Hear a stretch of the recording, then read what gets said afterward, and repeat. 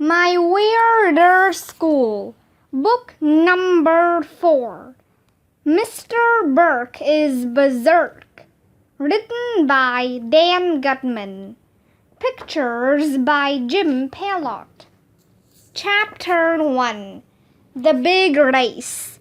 My name is AJ and I hate ice cream. Actually, that's not true. I love ice cream. In fact, it's one of my favorite things in the world. I was just pulling your leg there. No, I wasn't doing that either. If I was pulling on your leg, I would actually be taking your leg and pulling on it. Why would anybody want to pull on a leg? That's a weird thing to do. Speaking of weird things, last week, the weirdest thing in the history of the world happened. When I got to school, our groundskeeper, Mr. Burke, was sitting out in the playground on a riding lawnmower. Well, that's not the weird part, because Mr. Burke sits on a riding lawnmower all the time. The weird part was that right next to him was our principal, Mr. Klutz. He was sitting on another lawnmower. All the kids gathered around to see what was going on. I went over to my friends Ryan, Michael, Neil, and Alexia. "What's going on?" I asked. "Mr. Klutz and Mr. Burke are going to have a lawnmower race," said Michael, who never ties his shoes. "The first one to reach the monkey bars wins," said Ryan, "who will eat anything, even stuff that isn't food." "Lawnmower races rock," said Alexia, who is a girl but is cool anyway. "The loser has to pay the winner $1, said Neil, who we call the nude kid even though he wears clothes. Mr. Klutz and Mr. Burke revved the motors of their lawnmowers and glared at each other. "Get ready to lose, partner," shouted Mr. Burke. "I reckon I'm gonna give you a whoopin' you'll never forget." He talks funny. He had a toothpick in his mouth, too. "What's up with that?" "Kiss my grass," yelled Mr. Klutz. "You're going down, Mr. Burke." That's when Andrea Young, this annoying girl with curly brown hair, came over. She was with her equally annoying crybaby friend Emily. "Hi, Arlo," said Andrea. "She calls me by my real name because she knows I don't like it." I didn't say hello to Andrea because I knew the guys would start teasing me and saying I was in love with her. They shouldn't have dangerous races and gamble on school property, Andrea told us. "It sets a bad example for children." "I agree," said Emily, who agrees with everything Andrea says. "Can you possibly be more boring?" asked Alexia. Andrea stuck out her tongue at Alexia. Alexia stuck out her tongue at Andrea. Emily stuck out her tongue at Alexia. Alexia stuck out her tongue at Emily. Whenever somebody says something mean to you, always stick out your tongue at them. That's the first rule of being a kid. "I'm not boring," Andrea said. "I just don't like violence." "What do you have against violence?" I asked. Everybody laughed, even though I don't say anything funny. Not violins, Arlo, Andrea said, rolling her eyes. Violence. Oh, why can't a chuck full of violins fall on Andrea's head? Our gym teacher, Miss Small, came running out in front of the lawnmowers. She was carrying a big flag. On your mark, she yelled. Get set. Go! She waved the flag. Mr. Klutz and Mr. Burke took off. Chapter 2. A Seesaw Battle. The lawnmower race was hilarious because lawnmowers go really slow. I mean, I can walk faster than those things. It was like watching a turtle race. But it was still exciting, and everybody was yelling and screaming. Put the pedal to the metal, Mr. Klutz. You can beat him, Mr. Burke. We all walked alongside the lawnmowers so we could see who was winning. First, Mr. Klutz took the lead. Then Mr. Burke took the lead. Then Mr. Klutz was ahead. Then Mr. Burke was ahead. This is a real seesaw battle, shouted Ryan. Are they going to fight on the seesaws? I asked. That would be cool. After about 1,100,000 minutes, the lawnmowers reached the other end of the playground. Mr. Burke jumped off and touched the monkey bars first. Yee-haw, he shouted. I'm a grinnin' like a weasel in a hen house. Mr. Klutz gave Mr. Burke $1. All the excitement was over, and we had to go into school to start the day. Bummer in the summer. Mr. Burke is weird, I said as we walked to class. Remember the time he grew a corn maze on the soccer field? Asked Neil. Remember the time he mowed big circles in the grass and told us they were made by UFOs? Asked Michael. Maybe Mr. Burke isn't really a groundskeeper at all, I said.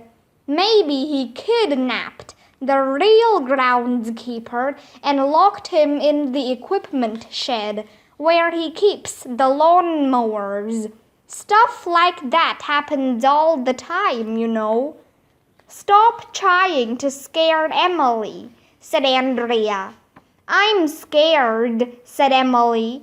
Mr. Burke probably escaped from a loony bin, said Ryan. Yeah, I said, he probably snatches kids during recess and buries them under the monkey bars. We've got to do something, Emily shouted. Then she started freaking out and went running down the hallway. Sheesh, get a grip. That girl will fall for anything. Chapter 3. The T Word. The rest of us walked to class with our teacher, Mr. Granite, who is from another planet. After we put our backpacks into our cubbies and pledged the allegiance, it was time for math.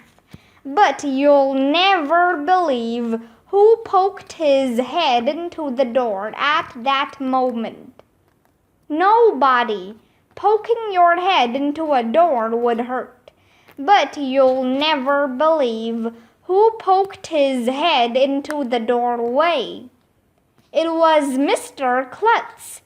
To what do we owe the pleasure of your company? Asked Mr. Granite. That's grown-up talk for what are you doing here?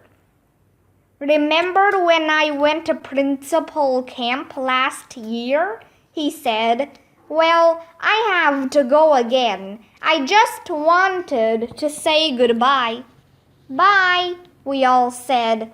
Principal camp sounds cool. I'll bet the principals sit around a campfire and toast marshmallows. Maybe I'll be a principal when I grow up, so I can go to camp and eat toasted marshmallows. After Mr. Klutz left, Mr. Granite went to the front of the room. It's time for math, he said. Turn to page 23 in your...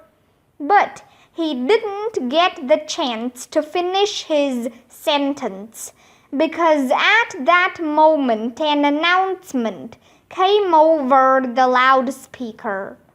All classes, please report to the all-purpose room immediately. Not again, moaned Mr. Granite. Yay, no math, I yelled. We had to walk 1,100,000 miles to the all-purpose room. Along the way, we saw our art teacher, Ms. Hannah, and our music teacher, Mr. Loring. They were each pulling a rolling suitcase. Why did you bring suitcases to school? Ryan asked them. We take them with us wherever we go, said Ms. Hannah, because you never know when you're going to get fired. We like to be ready, added Mr. Loring. Ms. Hannah and Mr. Loring are weird. In the all-purpose room, our class got to sit in the front row, but I had to sit next to annoying Andrea. Disgusting. I made sure not to let my elbow touch her elbow on the armrest, so I wouldn't catch her girl germs. The vice principal, Mrs. Jaffe, was on the stage. She held up her hand and made a peace sign, which means shut up. I'll be in charge while Mr. Klutz is gone, she told us. We have a special guest who would like to speak with us today. How about a big round of applause for Mayor Hubbard? We all clapped our hands in circles. Mayor Hubbard came down the aisle with 2 Secret Service agents behind him. He was smiling, passing out buttons that said, "Re-elect Mayor Hubbard," and shaking hands with everybody. It would be cool to be the mayor. He's like the king of the town. My friend Billy, who lives around the corner, told me that Mayor Hubbard has a limo and a big throne at City Hall. Guys carry the mayor around in a big chair, and girls in bikinis feed him grapes. Mayor Hubbard climbed up on the stage. I have bad news, he announced. The town is broke. The government has cut off all our money, but we still have to balance the budget. I didn't know what he was talking about. Does this mean you're going to raise taxes? Asked Ms. Jaffe. Taxes? Mayor Hubbard suddenly groaned, grabbed his chest, and dropped to his knees. It looked like he was gonna die. One of his Secret Service agents rushed over to help the mayor.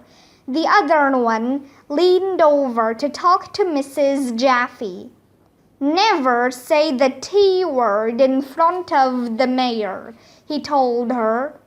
Mayor Hubbard leaned into the microphone. I will not raise taxes, he shouted. I'm going to lower taxes. If we don't have enough money, asked Mrs. Jaffe, shouldn't you raise the T word? Read my lips, Mayor Hubbard shouted at her. No new taxes. Why do we need to read your lips? I asked. You're talking. That's just an expression, Arlo, Andrea told me, rolling her eyes. I don't understand, said Mrs. Jaffe. How can we get the money to balance the budget if you don't raise the T word? I have an idea, said Mrs. Rupee, our media specialist.